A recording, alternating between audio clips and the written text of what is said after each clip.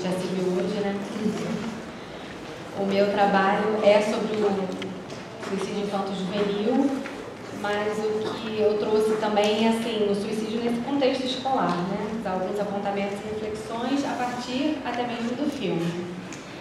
Eu acho que é importante vocês saberem também que eu faço parte do grupo de pesquisa coordenado pela professora Ana Maria Feijó, e esse estudo sobre o suicídio teve início em 2016, quando desenvolvemos um projeto intitulado Por um Núcleo de Atendimento Clínico a Pessoas em Risco de Suicídio, uma análise fenomenológica do ato de decidir por fim a vida. Essa pesquisa resultou no livro, né, Suicídio. Eu só não tenho certeza se entre viver e morrer ou morrer e viver, porque eu sempre faço confusão. Morrer e viver, né? Em 2018, nós partimos para uma segunda etapa desse projeto, que é a clínica psicológica em situações de suicídio, a atuação do psicólogo junto a pais enlutados. Esse projeto nasceu na medida em que nos deparamos com outra situação também alarmante, a dos sobreviventes. Segundo o Conselho Federal de Psicologia, sobrevivente é a denominação usual na suicidologia para se referir àqueles que tentaram suicídio de um modo tal que não morreram, ou por um simples destino, né? Uma questão do destino, ou ainda os familiares que sobreviveram apesar da morte voluntária de um ente da família.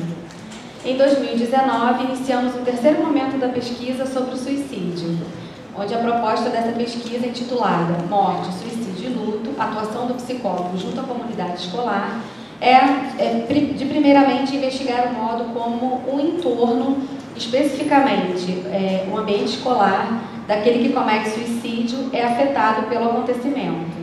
E, a partir disso, pretendemos propor um manejo clínico a ser articulado junto ao coletivo.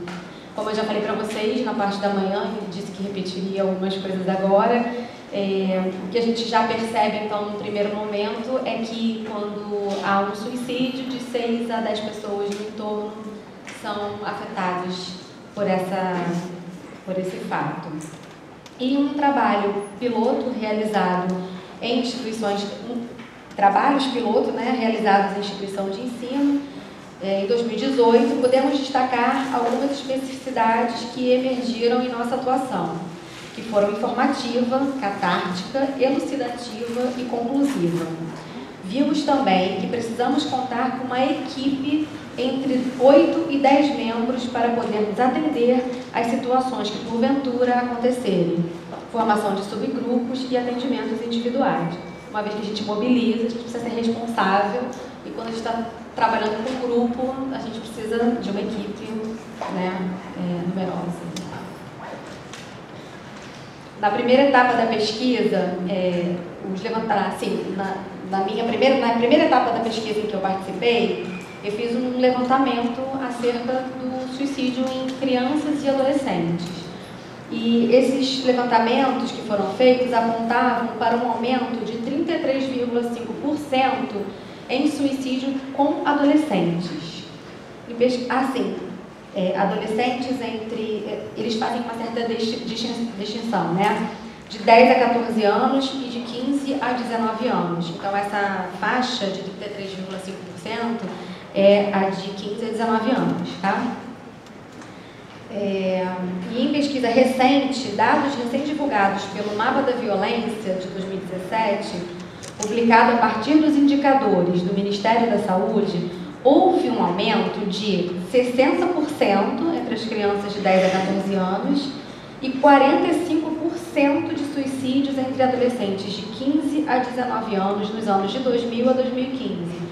Ou seja, houve um aumento de 33,5% para 45% de suicídios. E de acordo com a Organização Mundial de Saúde, o suicídio é atualmente um problema de saúde pública, sendo uma das 3 principais causas de morte entre pessoas de 15 a 44 anos e a segunda entre 10 e 19 anos.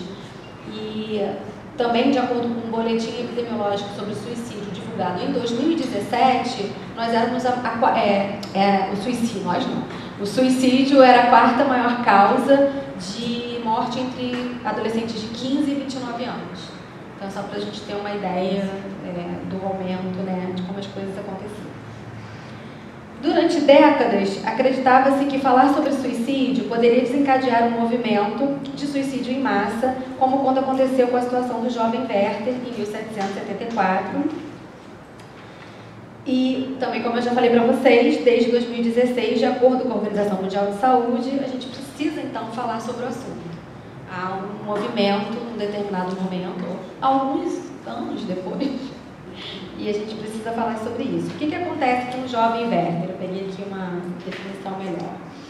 De alguma forma, a relação direta entre os relatos de situações de suicídio e aumento de casos não deixa de ser um retrocesso, uma vez que em 1774 essa relação já havia sido estabelecida por conta do romance de Goethe sobre os sofrimentos do jovem Werther, que no final do romance põe um fim em sua vida.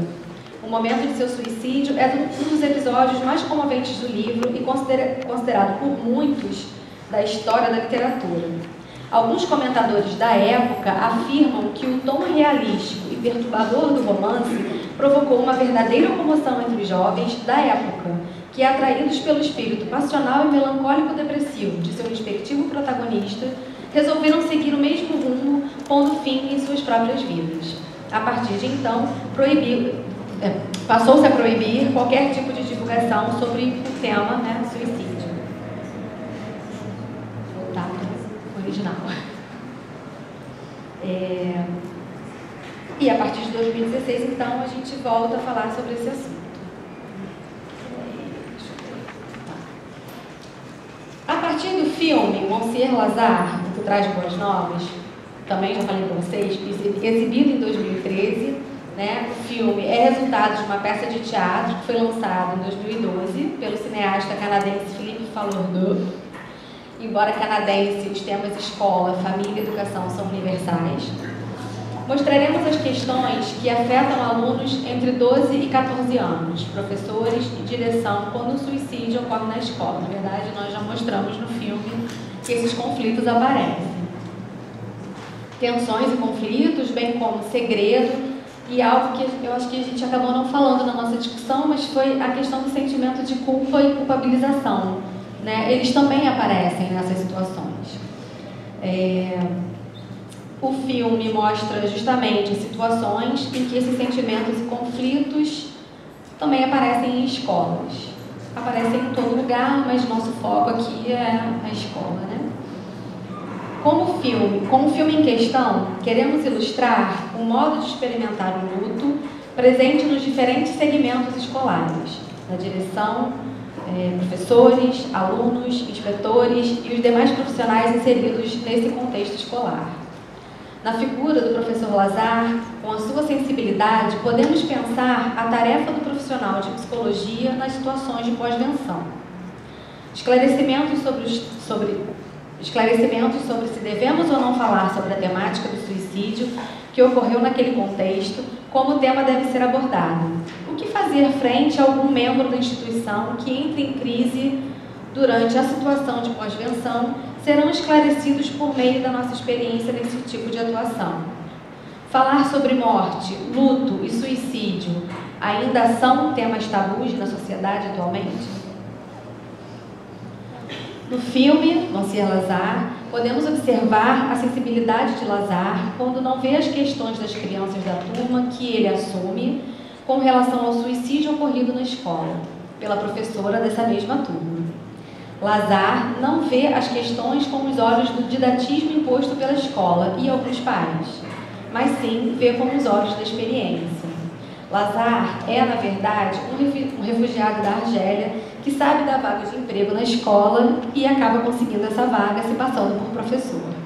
Ele perde sua esposa e filha na guerra e tenta refúgio no Canadá. A escola tem a dinâmica do sigilo, do segredo, do não falado, e após algumas tentativas de Lazare em tentar falar sobre o ocorrido junto à coordenação, a questão do sigilo fica mais evidente. E no momento em que um aluno pergunta sobre o que é fenestração, também já falei sobre isso com vocês, né?